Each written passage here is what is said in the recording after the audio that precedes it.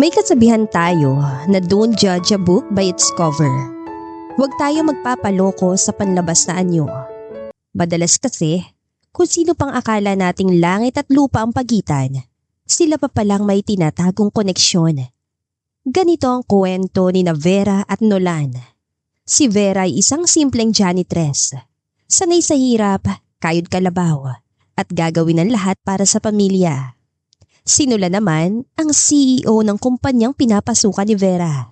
Bilyonaryo, gwapo at tinitingala ng lahat. Sa mata ng mundo, empleyado lang si Vera at boss naman si Nolan. Pero sa likod ng mga nakasarang pinto, may sikreto silang itinatago. Isang sikretong kasal na binuo ng pera at pangangailangan. Bago po natin simulan ang ating istorya ngayong araw na ito, atin muna pong batiin ang ating mga masusugid na taga-suporta at tagapakinig dito sa Jam Tales. Pinabati ko po sina Merly Malapitan, June Robin Macapagal, Juliet Macapagal, Arlene Santos at Mina Santos. Sa mga gusto ring ma-shoutout sa ating susunod na kwento, comment lang po kayo sa ating comment section at syempre, huwag kalimutan na mag-like at subscribe sa ating channel. Maraming salamat po! Ngayon, tara na't simulan na natin ang ating kwentuhan. Abala sa paglilinis ng hallway ang tatlong janitress na sina Vera, Mila at Rina. Nasa 30th floor sila ng Montecillo Holdings, ang executive floor ng kumpanya. Nakauniforme sila ng asul. Si Vera ay tahimik na nagmamap ng sahig. Si Mila ay nagpupunas ng wall frames at si Rina ay nagwawalis. Huminto saglit si Mila sa pagpupunas at kinilig. Alam niyo ba mga mare, nakita ko si Sir Nolan kanina sa lobby. Grabe, ang bango-bango niya. Tumigil din si Rina at sumang-ayon. Sinabi mo pa, at ang bait-bait pa niya. Binati niya kaya yung guard sa baba. Imagine, isang CEO binati yung guard. Napaka-humble talaga ni Sir Nolan. Malaanghel ang ugali. Napairap si Vera habang pinipiga ang map. Hindi siya sang-ayon sa naririnig. Hay nako, tigilan niyo nga yung pantasya niyo. Tao lang din yan si Nolan. Sigurado ako na may baho rin yan na tinatago. Humarap si Mila kay Vera na nakapamewang. Grabe ka naman Vera. Palibasa hindi ka lang napapansin ni Sir. Wala ka talagang bilib sa mga lalaking gwapo. Kung alam mo lang, si Sir Nolan ang standard ng lahat ng kababaihan dito. Correct. Siya kayang pinaka-eligible bachelor sa bansa ngayon. Gwapo, mayaman, matalino at mabait. Wala ka nang hahanapin pa. Ipinagpatuloy ni Vera ang pagmamap ng sahig na mabilis. Maniwala kayo sa akin. Yung mga ganyang itsura, yan yung mga delikado. Mukhang anghel sa paningin pero iba palang ugali sa totoong buhay. Malay niyo ba kung masama palang tabas ang dila niyan kapag nakatalikod na kayo? Bitter ka lang talaga Vera. Basta ako kay Sir Nolan pa rin ako. Kung maghahanap man ako ng asawa, gusto ko yung katulad niya. Napailing na lang si Vera. Kung alam lang ng dalawang ito ang totoo. Kung alam lang nila na ang ideal man nila ay ang kinaiinisan niyang asawa. Sa loob ng boardroom, seryoso lahat. Nakaupo sa gitna ng mahabang mesa si Nolan Montecillo. Tumayo ito at humarap sa mga board members. Ang kita ng kumpanya ay tumaas ng 15% ngayong quarter. Ito ay dahil sa agresibo nating diskarte sa Asia. Pero hindi tayo dapat makontento dito. Kailangan nating palawakin pa ang ating operasyon sa Europe bago matapos ang taon. Tumango ang mga matatandang board members. Bilib na bilib sila sa galing ni Nolan. Napakahusay mo talaga Nolan. Siguradong matutuwang yumaong ama mo kung nakikita niyang narating ng kumpanya sa ilalim ng pamumuno mo. Ngumiti si Nolan, ngiti na puno ng respeto. Ginagawa ko lang pong trabaho ko. Ang tagumpay ng Montecillo Holdings ay tagumpay nating lahat. Salamat sa tiwala ninyo. Tama ang desisyon ng daddy mo na ikaw ang ipalit sa kanya. Walang ibang makakagawa na nagawa mo Nolan. Tinapos si Nolan ang meeting. Isa-isa lumabas sa mga board members na puro papuri ang sinasabi sa kanya. Nang maiwan si Nolan, nawala ang ngiti sa kanyang mga labi. Napalitan ito ng blankong ekspresyon. Naglakad si Nolan pabalik sa kanyang opisina. Sinalubong siya ng kanyang sekretarya na si Miss Gomez. Sir Nolan, good morning po. May I remind you po sa lunch meeting ninyo later with Mr. Tan. Cancel it. Gusto ko muna mapag-isa. At isa pa, pakitawag nga yung janitress na naka-assign dito sa floor. Ang dumi ng opisina ko. Kailangan ng general cleaning ngayon din. Agad na tumalima ang sekretarya. Yes sir, tatawagin ko po agad si Vera. Pumasok si Nolan sa kanyang opisina at padabog na sinara ang pinto. Naupo siya at hinilot ang kanyang sentido. Pagod na siya sa pagpapanggap. Ilan sandali pa ay bumukas ang pinto. Pumasok si Vera dala ang kanyang mga gamit panlinis. Isinara ni Vera ang pinto at nilak ito. Tumingin si Nolan kay Vera. Tinaasan niya ito ng kilay. Ang tagal mo naman. Kanina pa ako naghihintay. Hindi pinansin ni Vera ang reklamo ni Nolan. Nilapag niya ang balde at mop sa gitna ng mamahaling carpet ng padabog. Humarap siya kay Nolan at namewang. Huwag mo nga akong utos-utusan dyan, Nolan. Kakalinis ko lang dito kahapon. Sadyang maarte ka lang talaga. Tumayo si Nolan at lumapit kay Vera. Trabaho mo yan. Binabayaran kita para maglinis. Hindi para magreklamo. Binabayaran? Barya lang naman ang sweldo dito. Kung alam lang nila na ang CEO nila ay kuripot, baka mag-alsa balutan ng mga empleyado mo. Lumapit palalo si Nolan kay Vera hanggang sa magkaharap na sila ng mukha. Baka nakakalimutan mo, Vera. Kaya ka nandito ay dahil sa akin. Kaya umayos ka. Tumawa ng sarkastiko si Vera. Wow ha, nahiya naman ako sa'yo. Bakit pa kailangan ko pang magpanggap na janitress dito? Pwede naman akong tumambay na lang sa bahay kasama na nanay ko. Total, asawa naman kita, di ba? Hinaan mo nga ang boses mo. Alam mo sagot dyan. Kailangan nating magpanggap na normal ang lahat. Hindi pwedeng malaman ng publiko ng board na ang asawa ko isang... Tinignan ni Nolan si Vera mula ulo hanggang paa na parang nandidiri sa suot itong uniforme. Isang ano? Isang janitress? Isang mahirap? Sige, sabihin mo. Yan naman ang tingin mo sa akin, di ba? Isang hamak na utusan na binayaran mo lang para pakasalan ka. Napatahimik si Nolan. Alam nating dalawa na peke ang kasal na ito, Nolan. Ginamit mo lang ako para makuha mo mga mana ng tatay mo. Dahil sa last will and testament niya, makukuha mo lang ang kumpanya kapag nag-asawa ka. Tinalikuran ni Nolan si Vera at bumalik sa kanyang mesa. Kinuha niyang isang makapal na envelope at inihagi sa mesa. It's purely business, Vera. Tinulungan kita sa pagpapagamot ng nanay mo. Tinulungan mo akong makuha ang kumpanya. Quits lang tayo. Business? Mukha mo business. Araw-araw ko naglilinis ang inodoro dito habang ikaw nagpapakasarap sa aircon. Tapos sasabihin ng mga kaibigan ko na ang bait-bait mo. Kung alam lang nila na napakasama ng ugali mo. Ayan, dagdag na bayad para matahimik ka na. Gamitin mo yan para sa nanay mo kung saan mo man gusto. Basta galingan mong paglilinis dito at huwag kang gagawa ng iskandalo. Kinuha ni Vera ang envelope. Alam niyang pera ang laman nito. Kinuha niya ito at sinuksok sa bulsa ng kanyang apron. Siguraduhin mo lang na tamang bilang nito. Dahil kung kulang ito, isusuplong ko talagang kalukuhang ito sa nanay mong si Mercedes. Sasabihin ko sa kanya ng perfect husband kuno ng anak niya ay isa palang dakilang mapagpanggapa.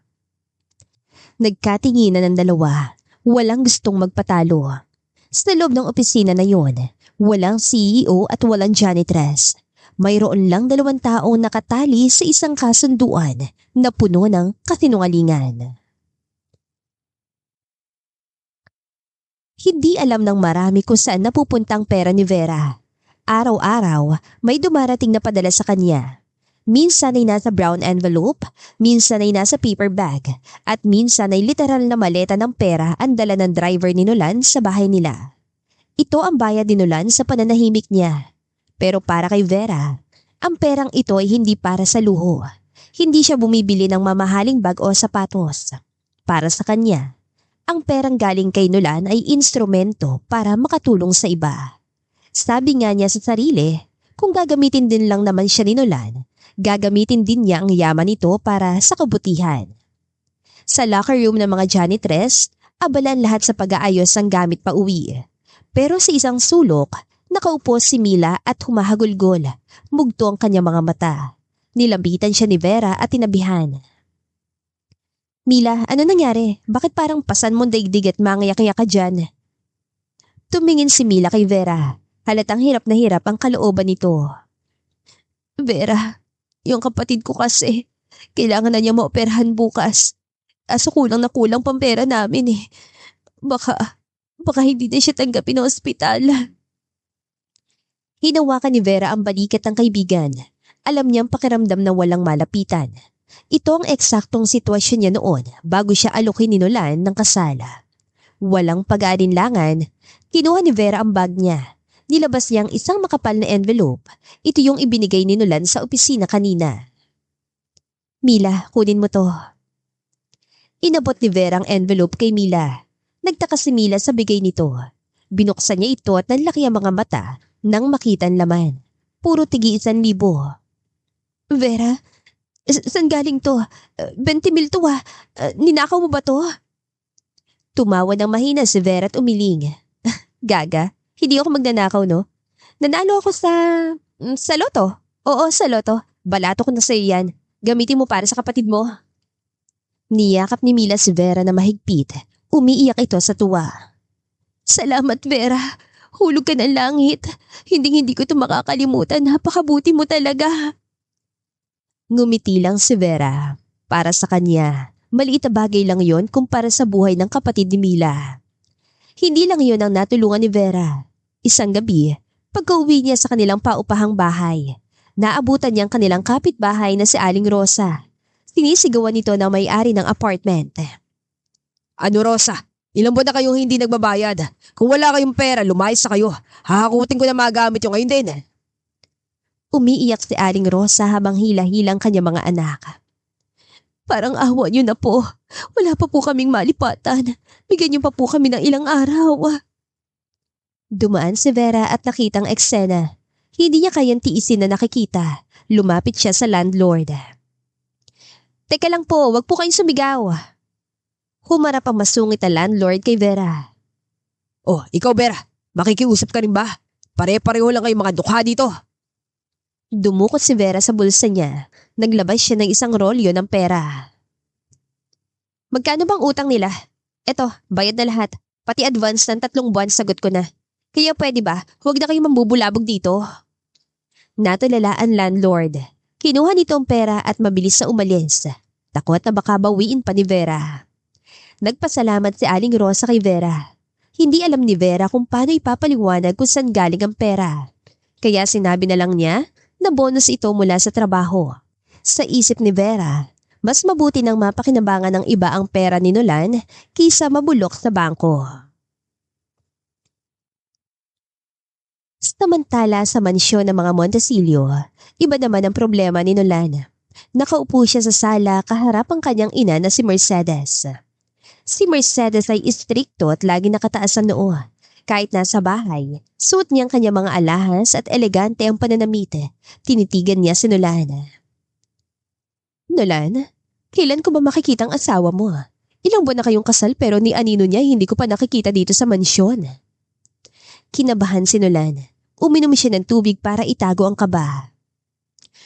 Ma, sinabi ko naman sa'yo di ba? Busy siya. Nasa Singapore siya ngayon para sa business trip ng pamilya nila. Alam mo naman, businesswoman din siya. Tinaasan ng kilay ni Mercedes ang anak. Hindi siya kumbinsido. Business trip? 3 months sa business trip? Nolan, wag mo akong gawing tanga. Gusto ko makilala ang babaeng pinakasalan mo. Gusto ko makita kung karapat dapat ba talaga siya sa apelyido natin. Ma, karapat dapat siya. Maniwala ka. Uuwi din siya kapag natapos ang deal nila sa abroad. Tumayo si Mercedes. Kung ganon, papuntahin mo siya dito. Gusto ko siya makasama sa dinner bukas. Kung hindi siya darating, iisipin ko na nagsisinungaling ka lang at peke ang kasal ninyo. At alam mo mangyayari sa kumpanya kapag nalaman kong niloloko mo lang ako. Umalis si Mercedes at iniwan si Nolan na namumutla. Alam ni Nolan na hindi nagbibiro ang kanyang ina. Kapag nalaman nitong peke ang kasal, mawawala sa kanyang lahat. Kinuha ni Nolan ang cellphone niya at mabilis na nagdial. Hello, Chief Security. Kailangan ko kayo. Dalhin niyo ang van. May kailangan tayong sunduin. Ngayon na. Naglalakad si Vera pauwi galing sa palengke. Bitbit niya ang supot ng gulay at isda. Madilim na ang daan at kaunti na lang ang tao. Biglang may humintong itim na van sa tabi niya. Bumukas ang pinto at lumabas ang dalawang lalaking nakasuit at shades. Miss Vera, sumama po kayo sa amin. Nagulat si Vera. Akala niya ay hold up o kidnap for ransom. Sino kayo? Anong kailangan niyo sa akin? Wala akong pera! Tulong! Tulong! Akman tatakbo si Vera pero nahawakan siya ng mga lalaki sa braso. Miss, wag po kayong sumigaw. Sumakay na lang po kayo. Bitawan niyo ako, mga sindikato kayo no! Tulong! May kumikidnap sa akin!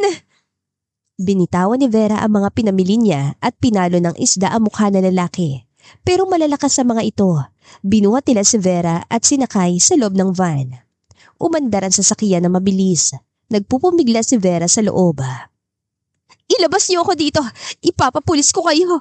Diyos ko, huwag niyo po akong papatayin. Marami pa po akong pangarap. Ilang oras na lumipas, huminto ang van. Bumukas ang pinto. Inakala ni Vera na dadalhin siya sa isang abandoned warehouse. Pero nagulat siya na makitang isang napakalaking mansyon. Hinila siya ng mga lalaki papasok sa grand entrance. Teka, nasan ako? Bakit ang ganda ng hideout niyo? Pagpasok sa malawak na sala, nakita niyang isang pamilyar na lalaki na nakaupo sa sofa habang umiinom ng wine. Sinulan. Nalaki ang mga mata ni Vera. Ang takot niya ay napalitan ng matinding inis. Nolan, ikaw ang nagpadukot sa akin. Tumayo si Nolan at sinanyasan ng mga tauhan na lumabas. Hindi kita pinadukot. Sinundo ka lang nila. Ang OA mo naman mag-react. Lumapit si Vera kay Nolan at hinampas ito ng bag niya. Sinundo? Hinaladkad nila ako pasakay ng van. Akala ko sindikato na kukuha ng kidney ko. Muntik na ako nakihin sa puso, sira ulo ko talaga. Hinawakan ni Nolan ang kamay ni Vera para pigilan ito sa paggampas. Tumigil ka nga, Vera. Wala akong choice. Nagdududa na si Mama. Gusto ko niya makita. Bukas sa bukas din. Dito ka natitira. Napitawan ni Vera ang bag niya. Ano? Dito titira? Hindi tayo pwede magsama sa isang bahay. Masusuka ako kapag nakikita kita araw-araw. Wala tayong magagawa. Kailangan nating paniwalain si Mama na masaya tayo mag-asawa. Magpapanggap tayo na mahal natin ang isa't isa sa harap niya. Tapos, kapag naniwala na siya, magpapanggap tayo na nag-aaway araw-araw hanggang sa mag-file tayo ng annulment. Sa ganung paraan, makukuha kong kumpanya at makakalaya ka na. Tumingin si Vera sa paligid ng mansyon. Napakalaki nito, pero parang kulungan ang pakiramdam niya. Paanong nanay ko? Paanong trabaho ko? Ako nang bahala sa nanay mo. Sasabihin natin na mag-stay in ka sa malayong branch ng kumpanya. At tungkol sa trabaho mo, simula ngayon hindi ka na janitress. Ikaw na senyora ng bahay na ito. Pero tandaan mo, palabas lang ang lahat. Napabuntong hininga si Vera. Wala siyang takas. Hawak ni Nolan ang buhay niya. Sige, papayag ako. Pero sa oras sasaktan mo ko bastusin, kakalimutan kong CEO ka. Imumudmud ko talaga yung mukha mo sa semento. Ngumiti si Nolan. Alam niyang hindi magiging madali ang buhay niya kasama si Vera. Pero ito lang ang paraan para maisalban lahat. Welcome home, Mrs. ko. Sa loob ng master's bedroom, hindi mapakali si Vera. Para siya nasa ibang mundo. Ang laki ng kama, kasi yatang isang buong barangay. Ang sahig ay gawa sa mamahaling kahoy at ang chandelier sa kisame ay kumikinang na parang mga bituin. Pero imbis na matuwa, nakaramdam ng pagkailang si Vera. Sanay siya sa banig at electric fan. Ang aircon dito ay sobrang lamig, tagos hanggang buto. Bumukas ang pinto at pumasok si Nolan. Nakapambahay na ito pero mukha pa ring model na magazine. Tinignan niya si Vera na nakatayo sa gitna ng kwarto at yakap-yakap ang sarili. Bakit nakatayo ka pa dyan? Patulog ka na. Maaga pa tayo bukas. Harapin natin si Mama sa breakfast. Humarap si Vera at namewang. Seryoso ka ba? Dito tayo matutulog? Sa isang kwarto? Bakit nakakalimutan mo? Peke lang ang kasal natin. Huwag kang mag-isip na masama ha. Napailing si Nolan at kumuha ng unan sa kama. Inihagis niya ito sa mahabang sofa sa gilid ng kwarto. Huwag kang assuming, Vera. Hindi kita type. At huwag kang mag-alala. Diyan ako matutulog sa sofa. Sa iyong kama. Kailangan lang nating magsama sa isang kwarto dahil baka biglang pumasok si Mama o makatulong. Kailangan nilang makita na magkatabi tayong natutulog. Well, sa isang kwarto at least. Lumapit si Vera sa kama at umupo. Lumubog ang puwetan niya sa sobrang lambot ng kutsyon. Grabe ang lambot. Parang lumulutang ako sa ulap. Siguro kung ganitong kama ko araw-araw hindi na ako gigising. Tumingin si Nolan kay Vera. Saglit na nawala ang inis niya. Naalala niya kung bakit sila nasa ganitong sitwasyon. Isang taon na nakalilipas, ibang-iba na ang buhay nila. Si Vera noon ay halos lumuhod na sa kalsada kakahanap ng pera. Nasa ospital ang nanay niya. Kailangan ng agarang operasyon sa puso. Walang kamag-anak na malapitan. Walang bangko na magpapautang. Si Nolan naman ay nasa gitna ng krisis. Namatay ang ama niya at nag-iwan ito ng isang kondisyon sa last will. Ibibigay lang kay Nolan ang pagiging CEO at ang buong mana kung magpapakasal ito sa loob ng 1 buwan. Kung hindi, mapupuntang kumpanya sa mga ganid na board members na walang pakialam sa negosyo. Nagtagpo ang landas sila sa isang hindi inaasahang pagkakataon. Nadatna ni Nolan si Vera na umiiyak sa labi ng ospital kung saan siya major stockholder.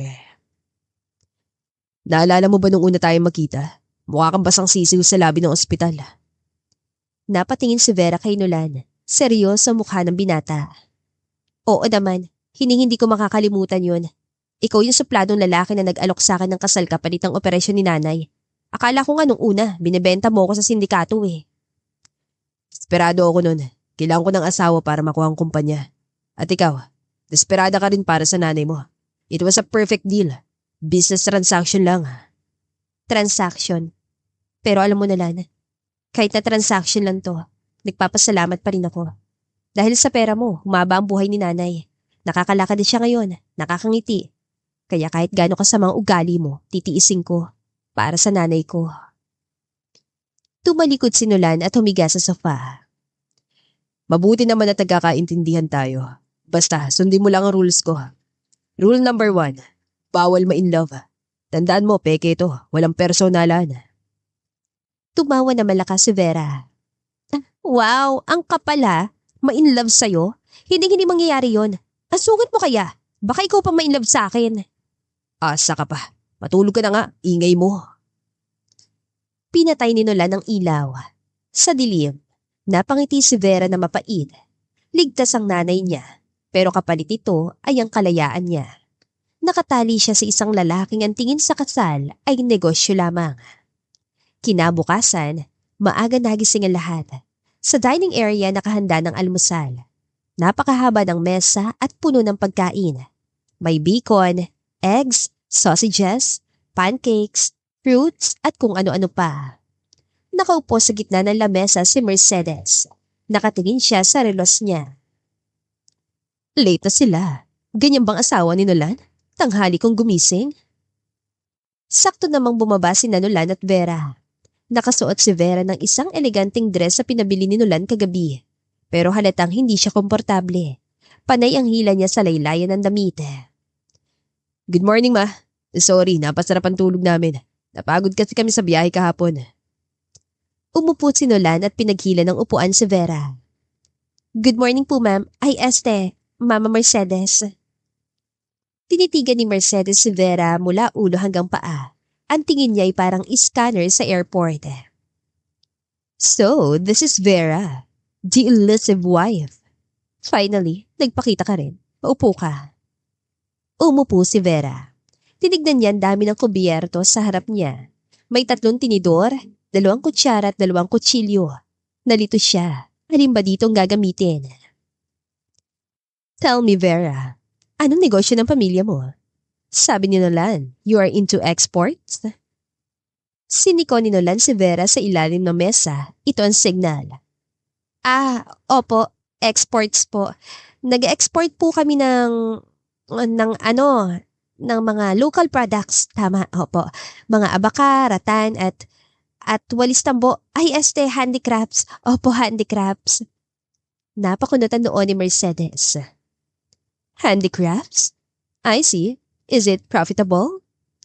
Naku, opo. Mabenta po kami sa Europe. Gustong-gusto nila yung mga gawang Pinoy. Very durable daw po. Kumuha si Vera ng hotdog gamit ang kamay niya. Biglang nanlaki ang mata ni Nolan at Mercedes. Ay, sorry po. Nakalimutan ko. Nagkutsara nga pala kayo dito. Mabilis sa kinuha ni Vera ang tinidor, yung maliit na tinidor para sa dessert at tinusok ang hotdog. Napahawak sa noo si Nolan. Gusto niyang lamunin ng lupa. You seem very simple, Vera. Hindi halatang galing ka sa mayayamang angkan. Ngumiti si Vera ng pilit. Pinalaki po kasi ako ng lola ko sa probinsya. Sabi niya, stay humble daw po. Kahit gano'ng karami ang pera, hindi dapat lumalaki ang ulo. Kasi ang pera nawawala yan. Pero ang ugali, naiiwan. Natahimik si Mercedes. Hindi niya inaasahan ang sagot na yon. Usually, ang mga nakakasalamuhan niyang mayayaman ay puro yabang ang laman. Well said. But simplicity doesn't mean lack of etiquette. Nolan, turuan mo asawa mo ng tamang table manners. Nakakaya kung dadali mo siya sa mga gala night. Yes ma, sorry po. Maninibago lang siya. Pasensya na po, Mama Mercedes. Masarap po kasi talaga magkamay minsan. Mas feel mo yung pagkain. Try niyo po minsan. Liberating. Sinama ng tingin ni Nolan si Vera. I doubt I will try that. Now eat. May pupuntahan tayo mamaya. Pagkatapos kumain, hinila ni Nolan si Vera sa sulok. Ano ba yung pinagagagawa mo kanina? Muntik na tayo mabuko. Hotdog kinamay mo. Nasa mansyon ka, Vera. Wala ka sa kanto. Isa nagutom ako eh. Ang dami kasing tinidor, nakakalito. Bakit ba hindi na lang isa? Pare-pareho lang naman ang function nun. Pantusok. Makinig ka. Kailangan mong galingan ng pagpapanggap. Si Mama, matalas ang pakiramdam niyan. Kapag nalaman niya niloloko natin siya, tapos tayo. Pareho tayong mawawalan. Oo na. Susubukan ko. Pero huwag mo naman akong piliting maging ibang tao. Vera pa rin ako. Nagbihis lang na mamahalin. Yun ang problema eh. Si Vera na janitress, dapat iwan mo muna sa labas ng gate. Dito sa loob, ikaw si Mrs. Vera Montesilio. Act like one. Di wow. Sige na Sir CEO, mag-aaral na ako ng etiquette mo. Pero sa isang kondisyon. Ano na naman? Gusto ko na sinangag at tuyo bukas. Nauumay ako sa bacon at sausage nyo. Pwede ba yon? Napabuntong hininga si Nolan. Sa dinami-rami ng problema niya, problema pa niya ngayon ang menu ng almusala. Fine, basta ayusin mo lang. Umalis si Nolan na sakit ang ulo.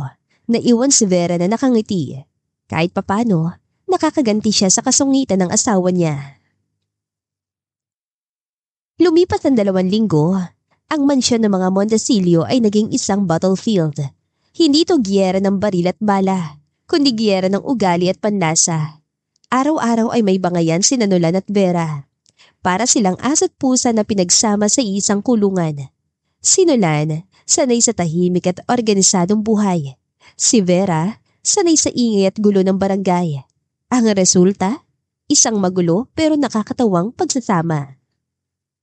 Sabado ng hapon, nasa living room si Nolan. Nakaupo sa sofa at nagbabasa ng Business Weekly. Tahimik ang lahat hanggang sa biglang.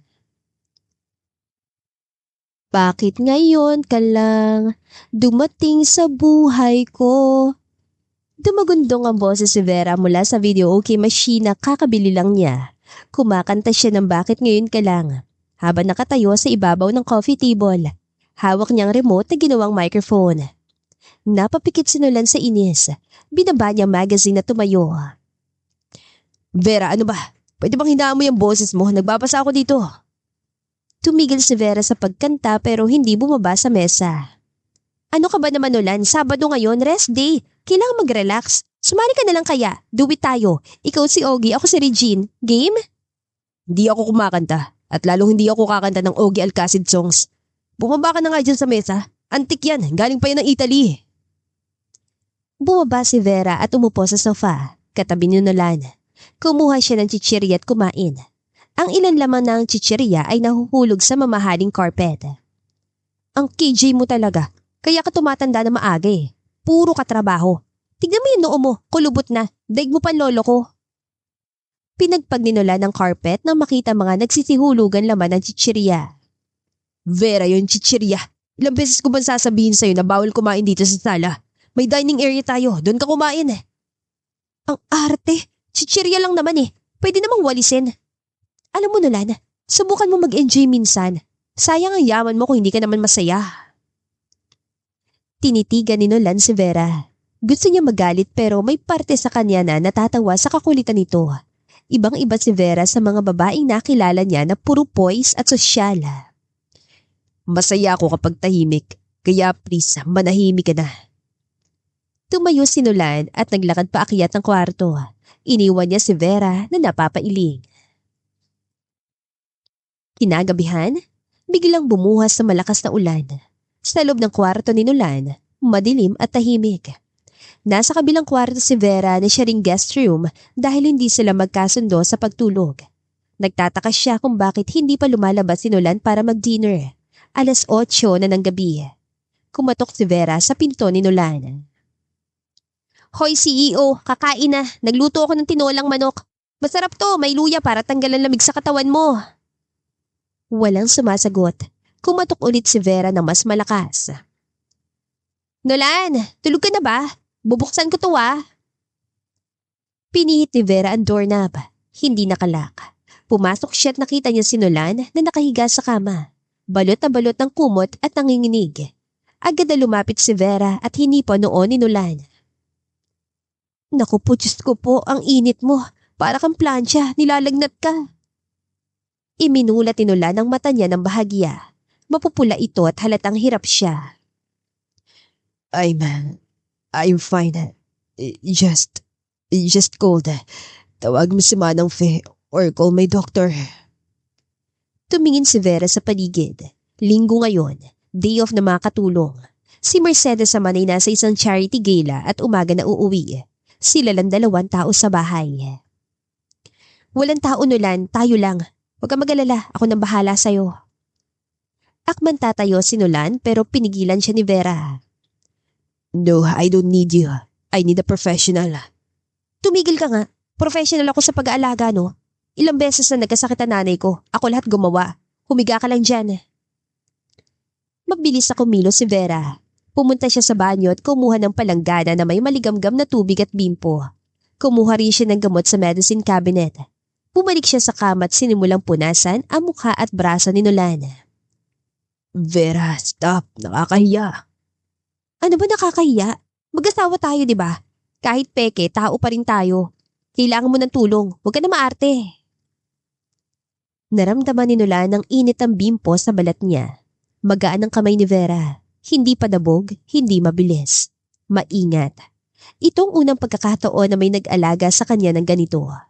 Tuwing nagkakasakit siya noon, nurse lang ang pinapadala ng mama niya.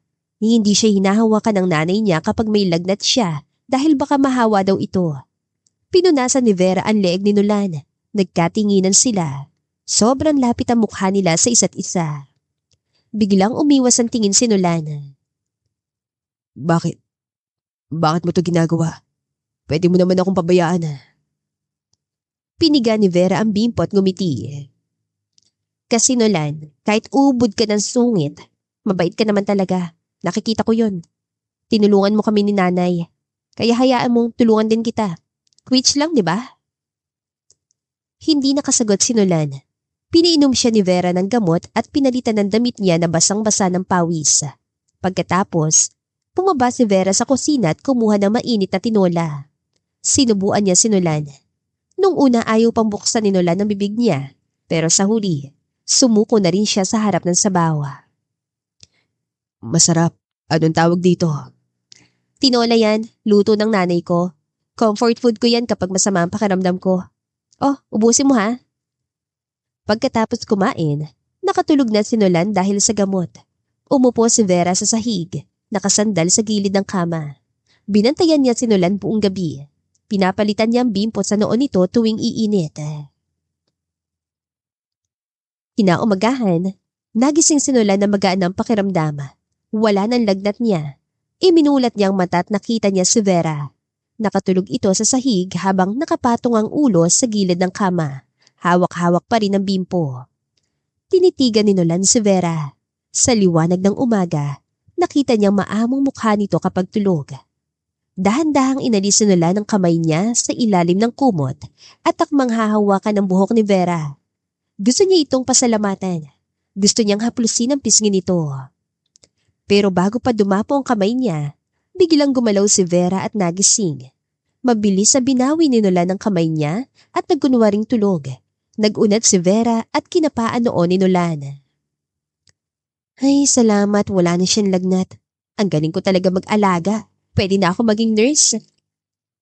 Tumayo si Vera at inayos ang kumot ni Nolan.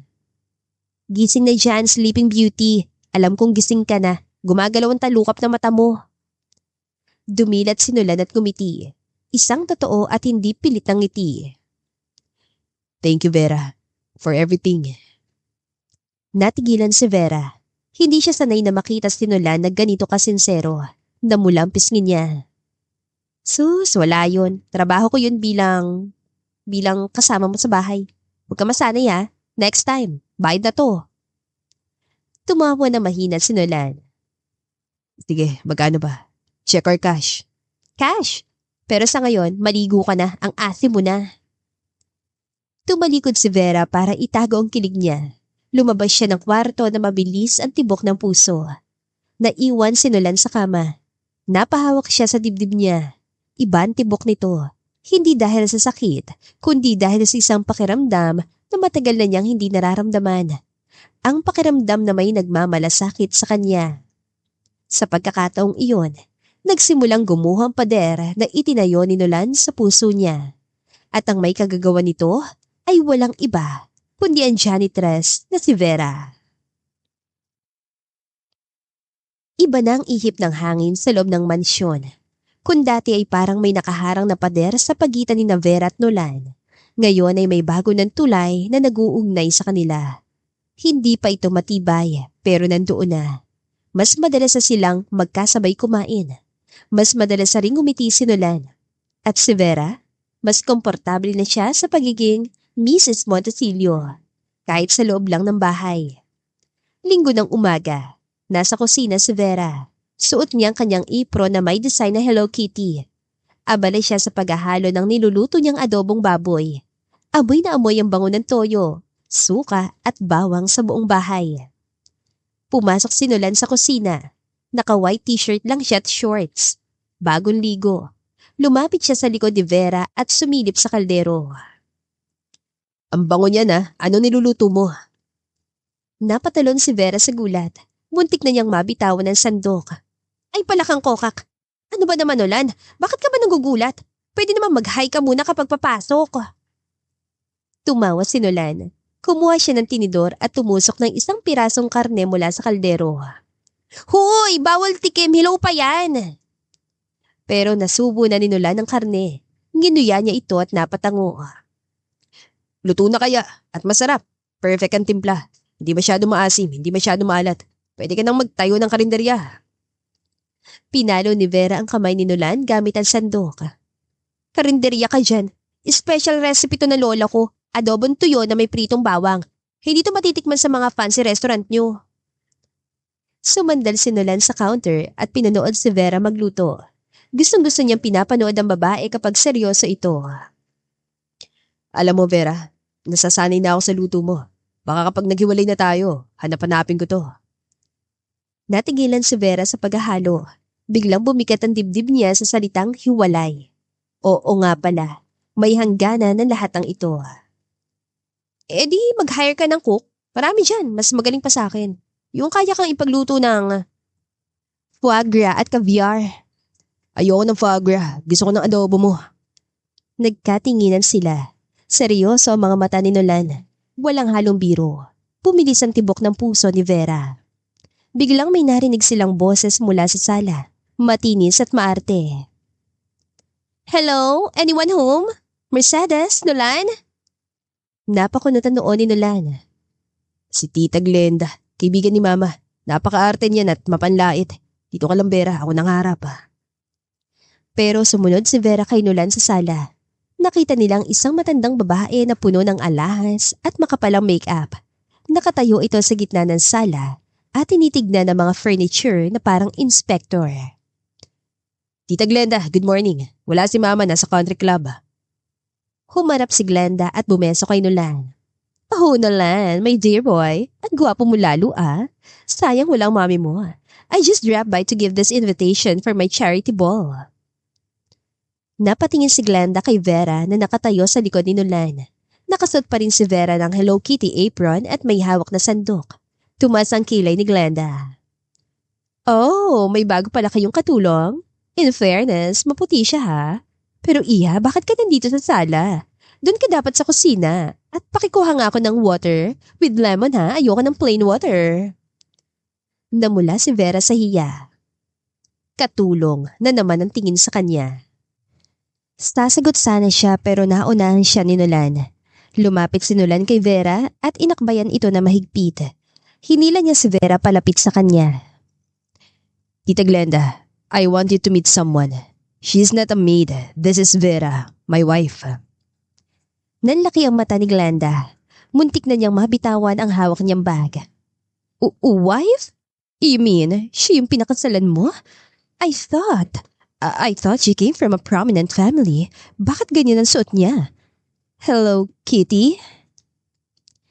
Naramdaman ni Nolan ang panganginig ni Vera. Mas hinigpitan niyang yakap sa asawa.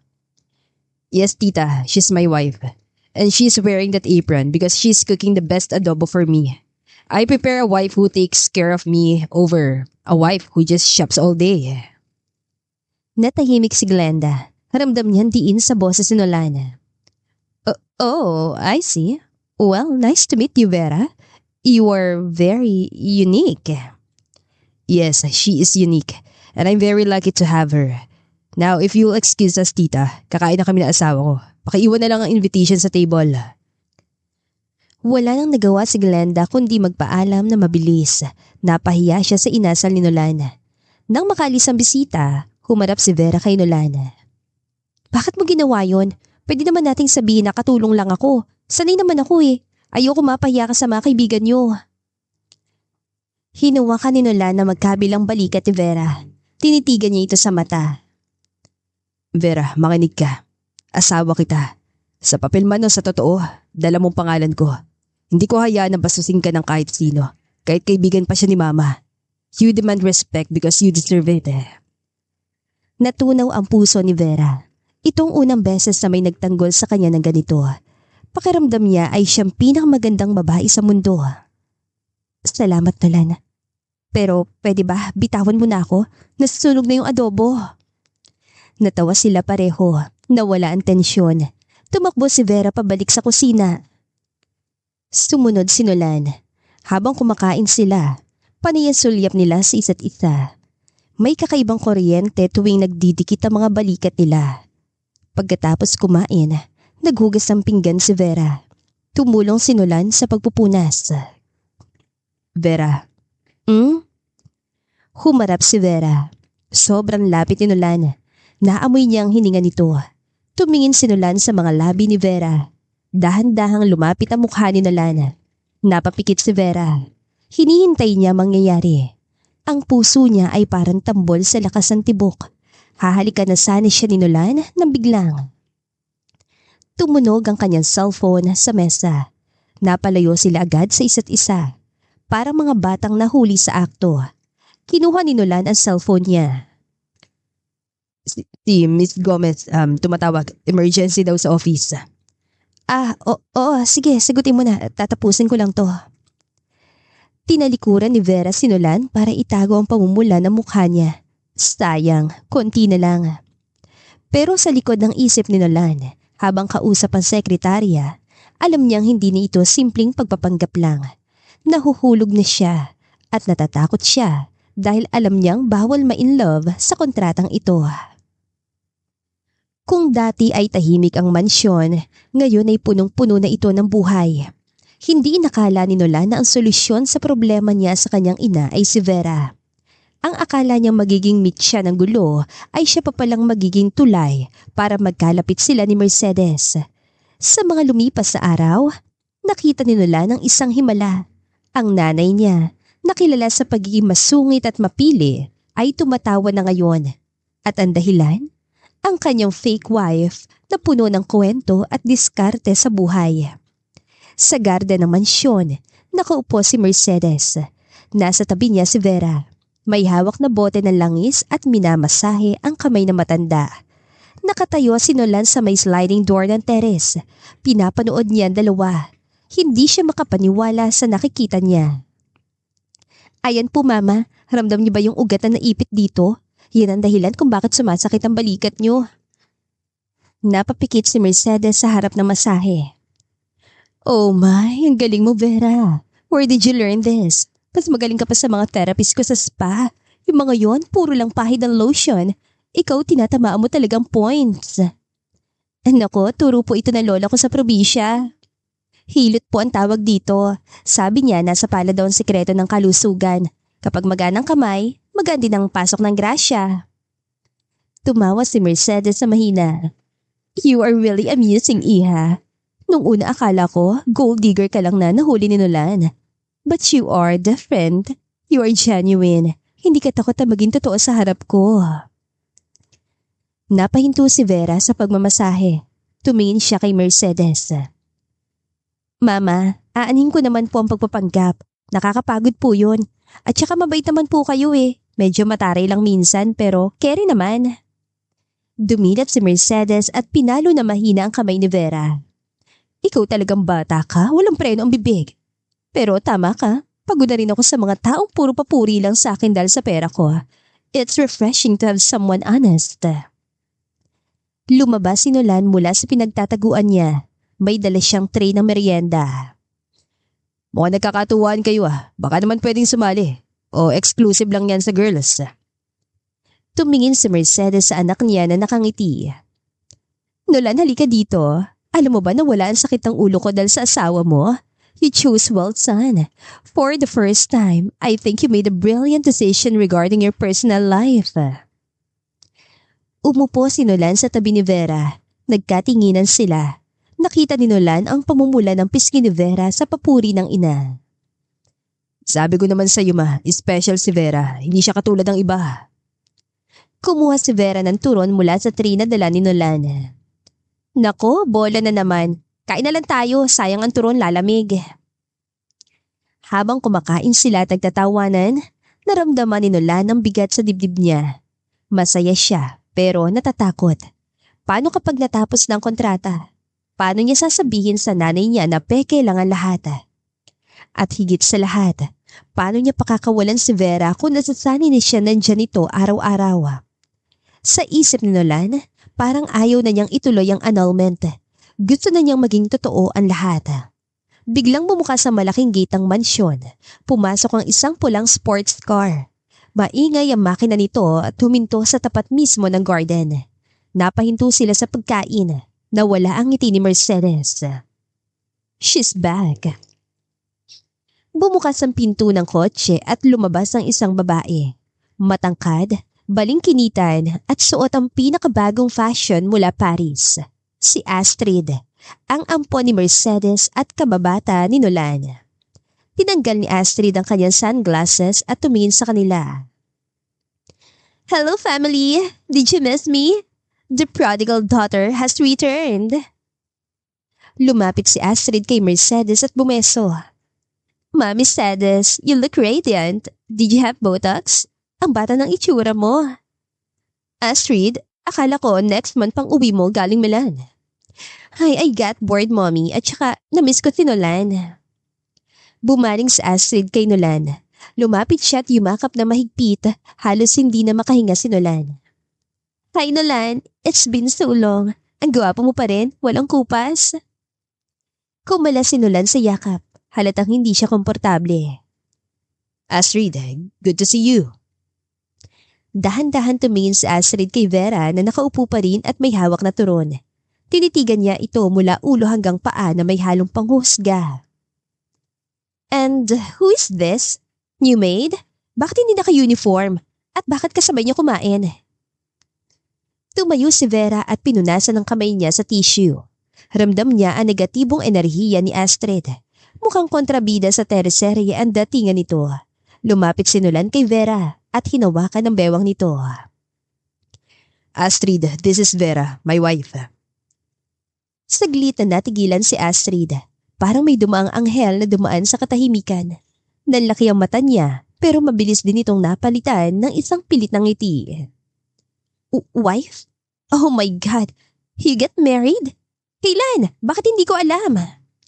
It was a private ceremony, Astrid. Biglaan. Lumapit si Astrid kay Vera at inabot ang kamay. Puno ng kaplastika ng mga ngiti nito. Nice to meet you, Vera. I'm Astrid. Nolan's childhood sweetheart. I mean, childhood friend. And Mami Sada's favorite daughter. Inabot ni Vera ang kamay ni Astrid. Mahigpit ang hawak ni Astrid para nanggigigil.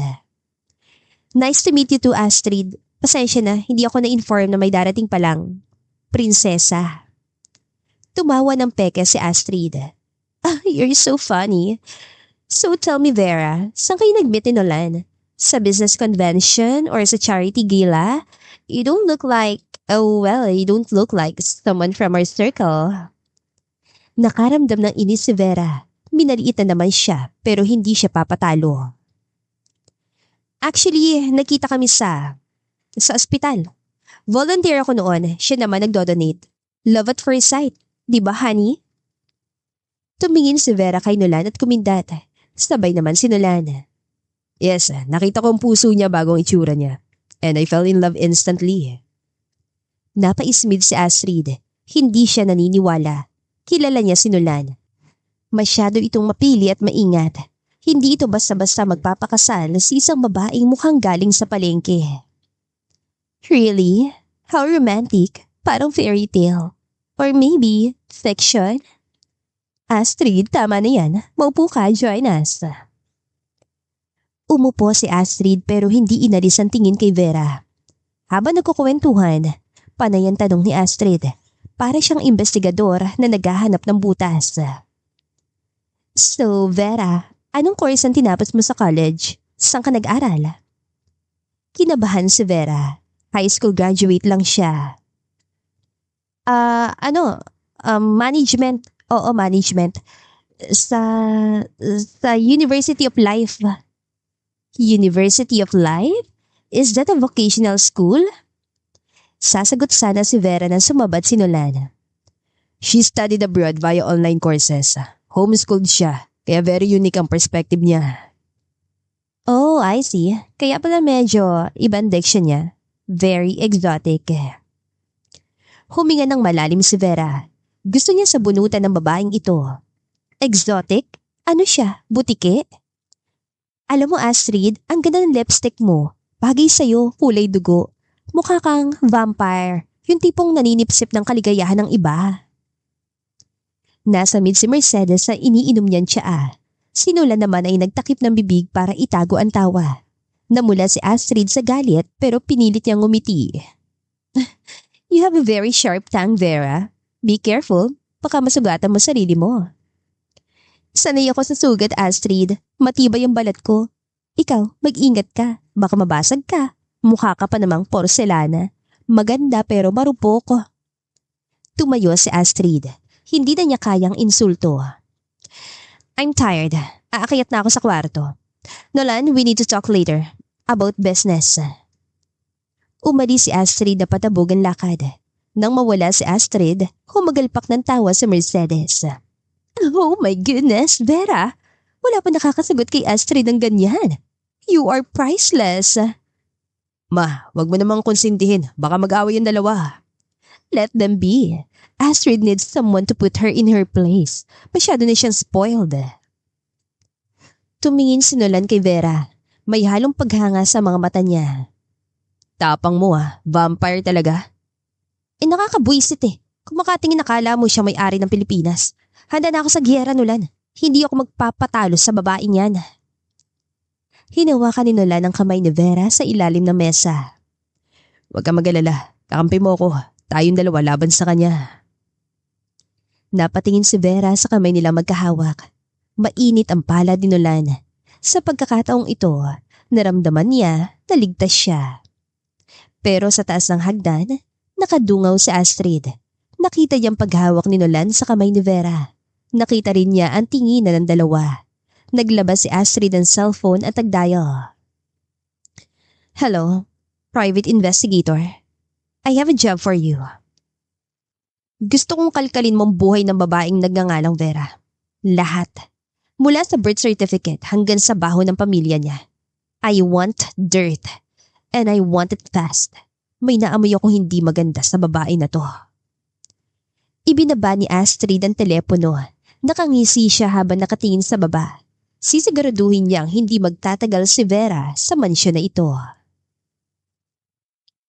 Sa mga sumunod na araw, tila walang makakapigil sa saya sa loob ng mansyon.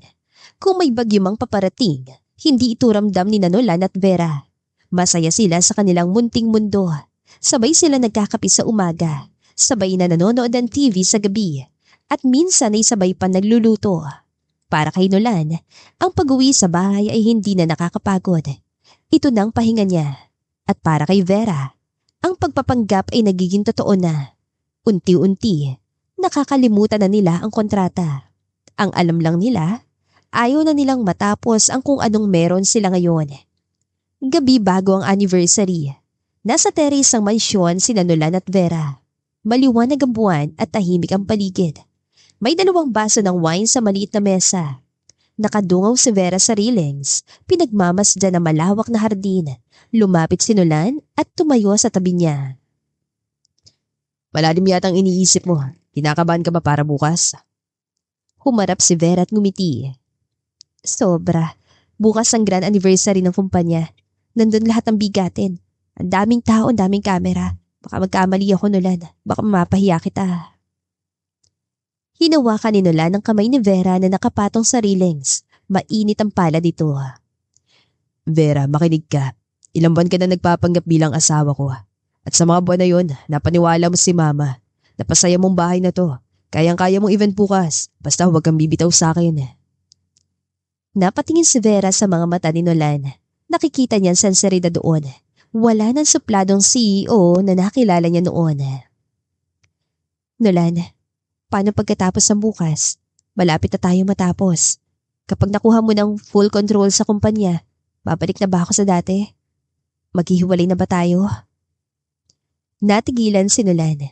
Ito ang tanong na iniiwasan niya. Ang kontrata. Ang annulment. Hinaplos si Nolan ang pisngi ni Vera. Paano kung sabihin ko sa'yo na ayoko na matapos to? Paano kung sabihin kong gusto ko manatili ka na lang dito? Hindi bilang empleyado, hindi bilang fake wife, kundi bilang ikaw. Bumilis ang tibok ng puso ni Vera. Ito na ba yun? Aamin na ba siya? Nolan, anong ibig mong sabihin? Dahan-dahang inilapit ni Nolan ang mukha niya. Handa na siyang sabihin ng totoo. Handa na siyang aminin na mahal na niya si Vera. Vera, ang totoo niyan. Biglang bumukas ang sliding door ng terrace. Oops, did I interrupt something juicy? Napalayo agad si Nolan at Vera sa isa't isa. Nakatayo doon si Astrid. May hawak na wine glass at nakangisi na nakakaloko. Astrid, kanina ka pa ba dyan? Naglakad si Astrid palapit at sumandal sa pader. Kadarating ko lang. Ang sweet niyo naman, nakakainggit. Anyway, Nolan, Mommy said is looking for you. May tatanungin daw about the catering bukas. Napabuntong hininga si Nolan. Sayang ang pagkakataon. Sige, susunod na ako. Vera, mauna na ako sa loob. Sumunod ka na lang. Tumango si Vera. Naiwan siya sa terrace kasama si Astrid. Nilapitan ni Astrid si Vera. Iba ang titig dito. Matalim, mapanganib. Enjoying the high life, Vera? Sulitin mo na. Dahil ang lahat ng masasarap na bagay may hangganan. Lalo na kung hindi naman talaga sa'yo. Anong problema mo, Astrid? Bakit bang init ang dugo mo sa akin? Wala naman akong ginagawang masama sa'yo. Wala pa. Pero meron ako nararamdaman sa'yo. Fake. You smell fake, Vera. At malalaman ko rin ang totoo. Good night. Umalis si Astrid at iniwan si Vera na kinakabahan. Kinabukasan, araw ng anniversary. Abala ang lahat sa paghahanda. Maagang umalis si Nolan para i-check ang venue sa hotel. Naiwan si Vera sa mansyon para mag-ayos kasama ang makeup artist. Samantala, naiwan din si Astrid sa bahay. Ito ang pagkakataon na hinihintay niya. Wala si Nolan, busy si Vera, at si Mercedes ay nasa parlor. Pumasok si Astrid sa home office ni Nolan. Alam niyan dito itinatago ni Nolan ang mga importanteng dokumento. Binuksan niya mga drawers. Walang lakang iba, pero puro business files lang ang laman. Sales reports, blueprints, marketing plans. Come on, Nolan, saan mo ba tinatago ang baho mo? Lumapit si Astrid sa isang painting sa dingding. Hinawi niya ito at nakitang isang wall safe. Napangiti si Astrid. Bingo! Alam niya ang birthday ni Nolan. Sinubukan niya ito. Error. Sinubukan niyang birthday ni Mercedes. Error. Sinubukan niyang anniversary ng pagkamatay ng daddy ni Nolan. Click. Bumukas ang safe. Bumungad sa kanyang ilang tumpok ng pera at mga alahas. Pero hindi iyon ang habol niya. Kinuha niya isang makapal na brown envelope na nasa pinakailalim. Binasa niya ang label. Confidential. Prenuptial agreement and annulment plan. Nanlaki ang mata ni Astrid. Nanginginig ang kamay niyang binuksan ng envelope. Binasa niya nilalaman. Sabi ko na nga be, tama ako.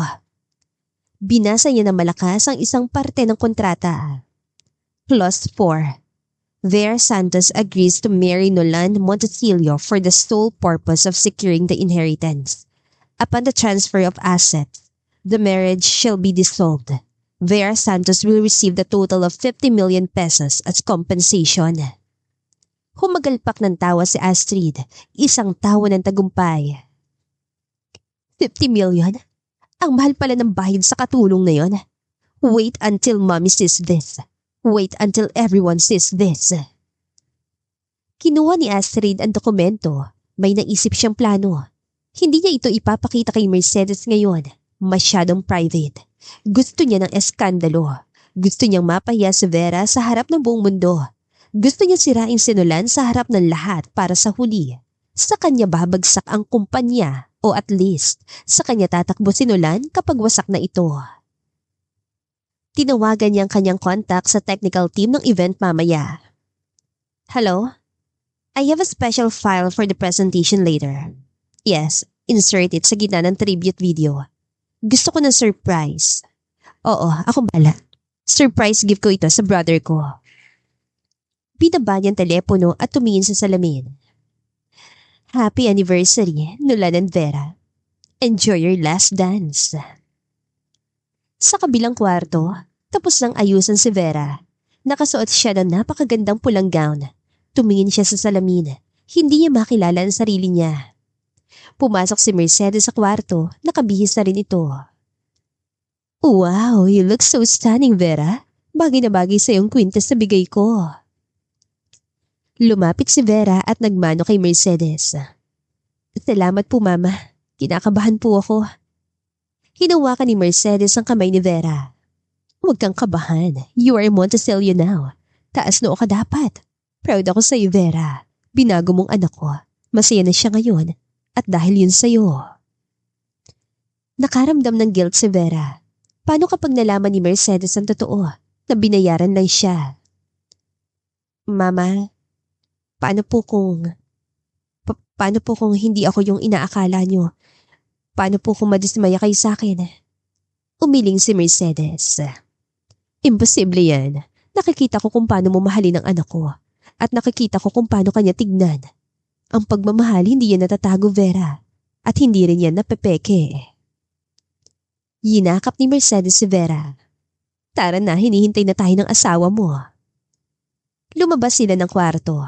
Nakasunod sa kanila si Astrid na kakalabas lang din ng opisina ni Nolan. Nakangiti ito kay Vera. Isang ngiti na puno ng lason. Ready for the big night, Vera? Make sure to smile. Sayang ang ganda mo kung iiyak ka lang mamaya. Napakunutan noon ni Vera. Hindi niya naintindihan ang ibig sabihin ni Astrid. Inisip na lang niya na nagtataray lang ito gaya ng dati. Sumakay sila sa limousine papunta sa hotel. Katabi ni Vera si Mercedes sa masaya nagkukwento. Pero si Vera, hindi mawala ang kaba sa dibdib niya. Parang may masamang mangyayari. At hindi siya nagkakamali. Dahil sa bulsa ni Astrid, dala nito ang ebidensya na wawasak sa lahat ng pinaghirapan nila ni Nolan. Dumating ang gabi ng anibersaryo ng Montesilio Holdings. Ang grand ballroom ng isang sikat na hotel ay puno ng mga nagniningning na ilaw at mamahaling palamuti. Naroon na lahat ang bigating pangalan sa business world. Ang mga babae ay nagpapagandahan ng suot na gown at alahas, habang ang mga lalaki ay nagpapaligsahan sa ganda ng suit at relo. Sa gitna ng karangyaan, bumaba sa grand staircase si Vera kasama si Nolan. Suot ni Vera ang isang red velvet gown na yakap ang kanyang katawan. Simple lang ang ayos ng buhok niya pero lumilitaw ang ganda ng kanyang mukha. Napatingin ang lahat sa kanila. Sa gilid ng ballroom, abala mga waiters at food servers. Kabilang dito si Mel at Trina. Kinuha sila ng catering service bilang on-call staff para sa event. Bit-bit ni Milan tray ng champagne habang si Rina naman ay may hawak na tray na maliliit na appetizers. Grabe Rina, tignan mo yung mga pagkain nila, ang liliit. Sa subo lang wala na, hindi mala nakakabusog. Masulit pa sa karinderya. Sinabi mo pa. At tignan mo yung mga alahas nila. Isang hikaw lang, kaya na tayong buhay na 1 taon. Ay, sana all mayaman. Habang nag-uusap sila, napatingin si Rina sa grand staircase. Nanlaki ang mata niya at muntik nang mabitawan ng tray. Mila, tignan mo yun. Yung babae nakapula na pababa ng hagdan. Sinundan ni Mila ang tingin ni Rina. Nanlaki rin ang mata niya. Hala, si Vera ba yan? Bakit andito siya? At bakit ganyan ang suot niya? Nanalo ba talaga siya sa loto? Imposible. Ang sabi niya sa akin umuwi siya ng probinsya matapos ang deployment niya sa ibang branch. Bakit siya nakakapit sa braso ni Sir Nolan? Lapitan natin. Dali-daling naglakad ang dalawa palapit sa pwesto ni Vera. Pasimple pero hindi mahalata ng head waiter. Nakita ni Vera na papalapit ang mga kaibigan niya. Bumilis ang tibok ng puso niya. Hindi pa alam ni Mila at Rina ang totoo. Ayaw niya magulo ang gabi ni Nolan. Bumulong si Vera kay Nolan. Nolan, CR lang ako, saglit lang. Akmang aalis si Vera pero naharang siya ni Mila at Rina sa may chocolate fountain. Vera? Ikaw nga, anong ginagawa mo dito? At saan mo nakuha yung damit mo? Ang ganda ha, nirentahan mo ba yan? Napalunok si Vera, tumingin siya sa paligid. Shh, huwag nga kayo maingay. Please lang, umalis na kayo, mapapahamak ako, trabaho ko to. Trabaho? Anong trabaho yan? Escort? Vera, huwag mo sabihing pumatol ka sa... Hindi natapos si Rina sasabihin niya dahil biglang lumapit si Nolan. Inakbayan niya si Vera na mahigpit. Good evening ladies, is there a problem here? Kilala niyo ba ang asawa ko? Natulala si Mila at Rina. Nalaglag ang panga nila.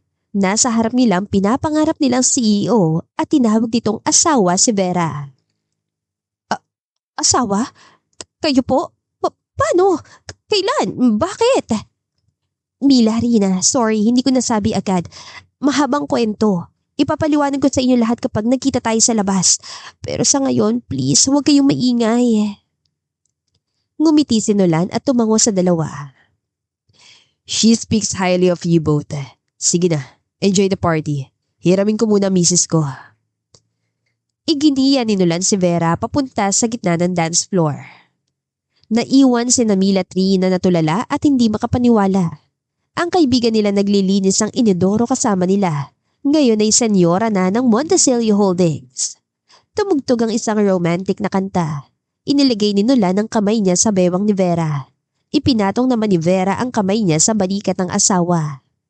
Nagsimula silang sumayaw ng dahan-dahan.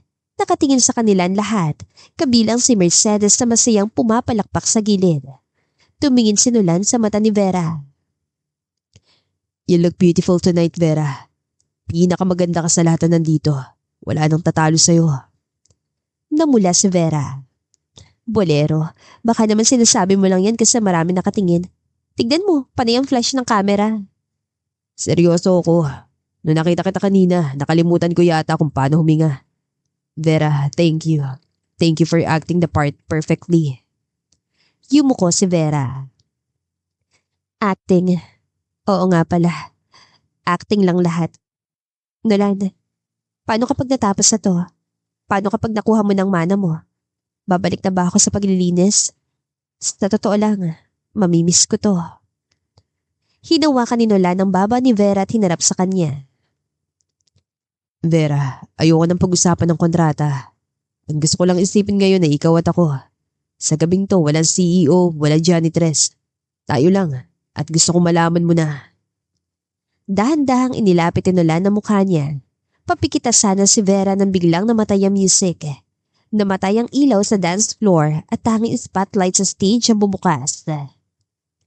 Nakatayo sa stage si Astrid. Hawak niya microphone at may malapad ang ngiti sa labi. Sa likod niya ay ang malaking screen na dapat ay para sa tribute video.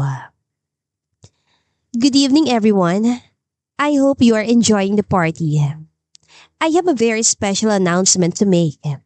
Isang regalo para sa aking pinakamamahal na kapatid na si Nolan at sa kanyang devoted wife. Kinabahan si Nolan. Humigpit ang hawak niya kay Vera. Anong gagawin niya? Everyone thinks that Nolan found his true love. Isang fairy tale, di ba? The Prince and the Cinderella. Pero alam niyo ba ng fairy tale na ito ay may presyo? May pinindot si Astrid sa hawak niyang clicker. Sa malaking screen, lumabas ang scanned copy ng isang dokumento. Nag-ingay ang mga tao. Nagbulungan. Nakita ni Vera ang nasa screen. Malinaw na malinaw. Itong confidential marriage contract and prenuptial agreement nila ni Nolan. Naka-zoom in ang clause 4. Basahin niyo everyone. Clause number 4. Vera Santos agrees to marry Nolan Monticello for the sole purpose of securing the inheritance. Upon the transfer of ownership, the marriage shall be annulled immediately. Vera Santos will receive the sum of 50 million pesos as payment for her services. Parang gumuho ang mundo ni Vera. Nanginginig ang tuhod niya. There you have it. The romance of the century is nothing but a business transaction. Binayaran ni Nolan ang babaeng yan, isang janitress na walang pinag-aralan para magpanggap na asawa niya at makuha ang kumpanya. Niloko nila kayo at higit sa lahat, niloko nila si Mami Mercedes. Tumingin ang lahat kay Nolan at Vera. Ang mga tingin na kanina ay puno ng paghanga, ngayon ay puno na ng pandidiri at panghuhusga. Napatayo si Mercedes mula sa kanyang upuan. Putlang-putla ang matanda. Hawak niya ang dibdib niya habang nakatingin sa anak. Nolan, totoo ba to? Vera, totoo ba nakikita ko? Hindi makagalaw si Nolan. Hindi siya makapagsalita. Nabigla siya na nakuha ni Astrid ang dokumento. Tumingin si Vera kay Nolan. Naghihintay siya ng sagot. Naghihintay siya na ipagtanggol siya nito.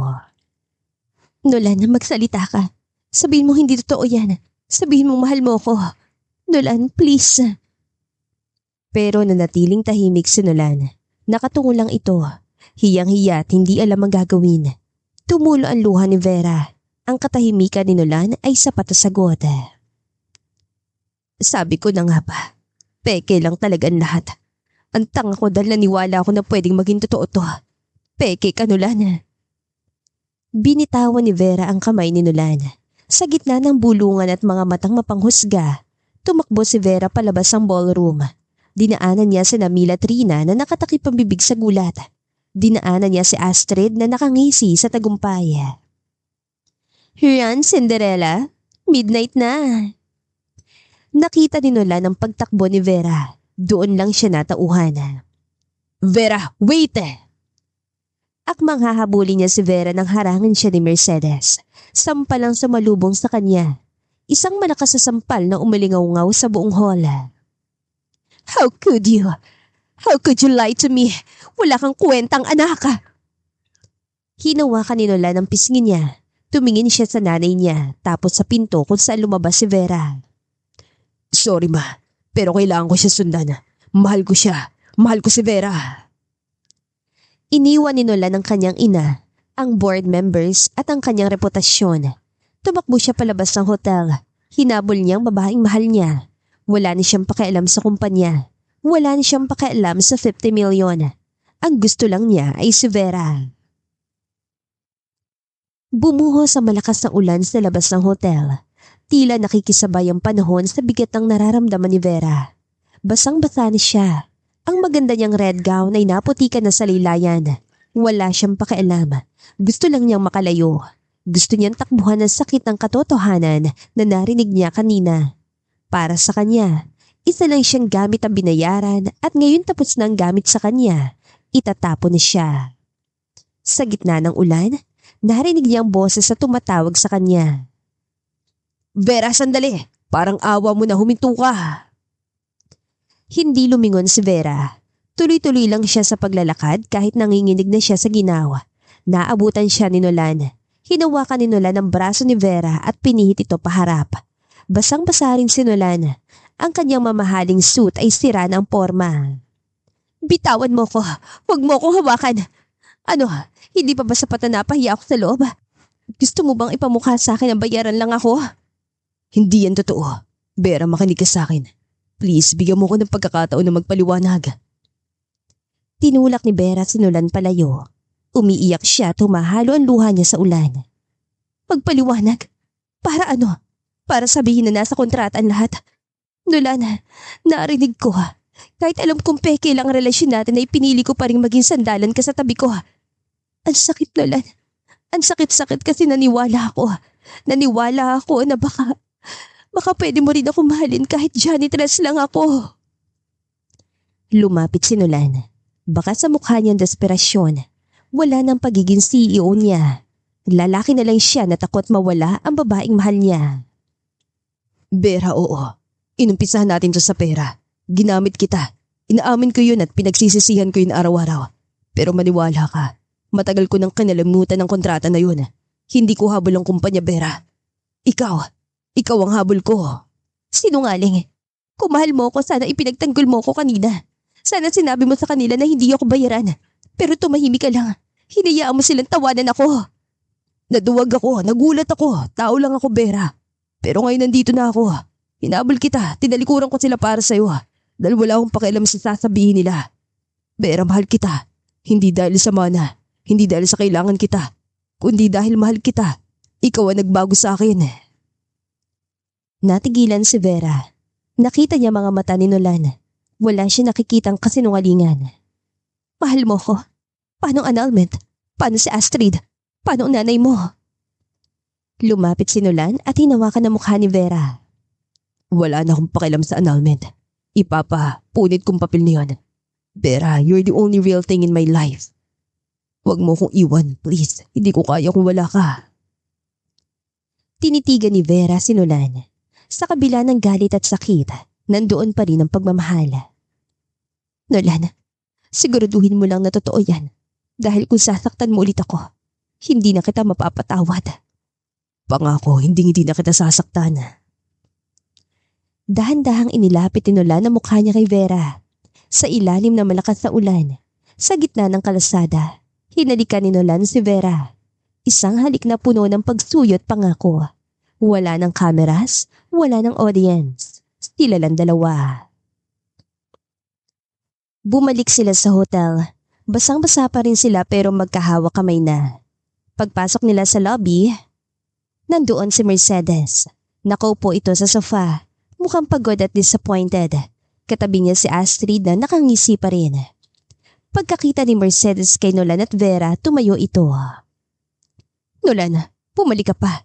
At kasama mo pang babaeng yan. Tumingit si Astrid. Ang kapal naman ng mukha niyo. After na skandal, nagpakita pa kayo. Mami, paalisin niyo na sila. Security! Tumahimik ka, Astrid. Wala kang karapatan dito. Humarap si Nolan sa kanyang ina. Mahigpit ang hawak niya sa kamay ni Vera. Hindi siya bumitawa. Ma, sorry. Patawarin niyo ako kung nagsinungaling ako. Patawarin niyo ako kung dinaya ako kayo sa simula. Totoong dokumento. Binayaran ko si Vera para magpanggapa. Napailing si Mercedes. Tumulo ang luha sa mata na matanda. Bakit, Nolan? Bakit kailangan mong gawin yon? Hindi ba sapat ang tiwala ko sa'yo? Takot ako nun, ma. Takot ako mawala ang pinaghirapan ni Papa. Akala ko pera at negosyo lang ang mahalaga. Pero nagkamali ako. Na makakilala ko si Vera, nagbago ang lahat. Tumingin si Nolan kay Vera, tapos ibinalik ang tingin sa ina. Ma, naging peke ang simula namin. Pero nakita niyo sa bahay, ang pag-aalaga niya sa inyo. Ang tawa natin sa pagkainan. Totoo lahat yun. Walang halong acting yun. Minahal kay ni Vera kahit sinusungitan niya siya. At minahal niya ako kahit tagago ako. Lumapit si Vera kay Mercedes. Mama Mercedes, sorry po. Alam ko po na mahirap paniwalaan. Pero totoo po na napamahal na kayo sa akin. Kung gusto niyo po aalis na ako, isasauli ko po ang pera. Huwag lang po kayo magalit kay Nolan. Natahimik si Mercedes. Tinitigan niya si Vera. Naalala niya mga gabing minamasahe siya nito. Naalala niya mga kwentuhan nila sa garden. Alam ng puso niya na hindi kayang umarte ng ganon kagaling ng kahit sino. Bumuntong hininga si Mercedes at pinunasan ng luha niya. Ay nako, kayo mga bata kayo. Pinatandaan niyo ako ng 10 taon ngayong gabi. Tumingin si Mercedes kay Astrid. Astrid, umuwi ka na. Bukas na tayo mag-usap. Masyado ka nag-enjoy sa paninira sa kapatid mo. Nanlaki ang mata ni Astrid. What? Mami, ako na nga yung nagbunyag na totoo ako ang kakampi mo. Ang kakampi, hindi papahiya ang pamilya sa harap ng maraming tao. You wanted to destroy Nolan, not save me. Go home. Padabog na umalis si Astrid. Wala siya nagawa. Humarap ulit si Mercedes kina Nolan at Vera. So, anong plano niyo ngayon? Annulment? Umiling si Nolan. Binitawan niya sandali ang kamay ni Vera at dumukot sa bulsa ng kanyang basang coat. Nilabas niya isang maliit na kahon. Lumuhod si Nolan sa harap ni Vera. Napasinghap si Vera. Napahawak siya sa bibig niya. Vera Santos, ang janitress na nagpatino sa buhay ko. Ang babaeng nagturo sa akin na mas masarap ang tuyo at sinangag kaysa steak. Gusto kong itama ang lahat. Gusto kong burahin ang kontrata. Gusto kong magsimula tayo ulit. Binuksan ni Nolan ang kahon. Isang singsing na mas simple pero mas maganda kaysa sa unang laman nito. Vera, will you marry me? For real this time. Walang bayad, walang expiration date, walang cut. Just you and me, habang buhay. Umiyak si Vera at tumango ng paulit-ulit. Oo naman Nolan. Kahit walang bayad, kahit sa karinderya lang tayo kumain araw-araw. Yes. Sinuot ni Nolan ang singsing kay Vera at tumayo para yakapin ito.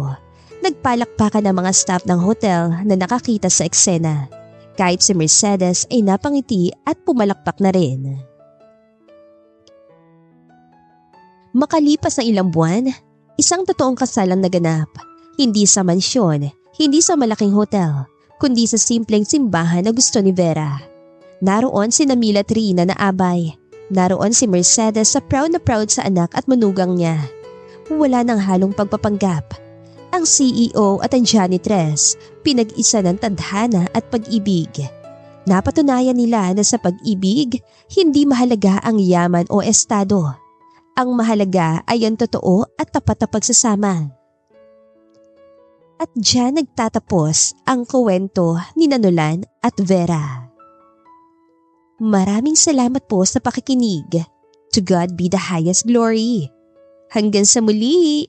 Paalam!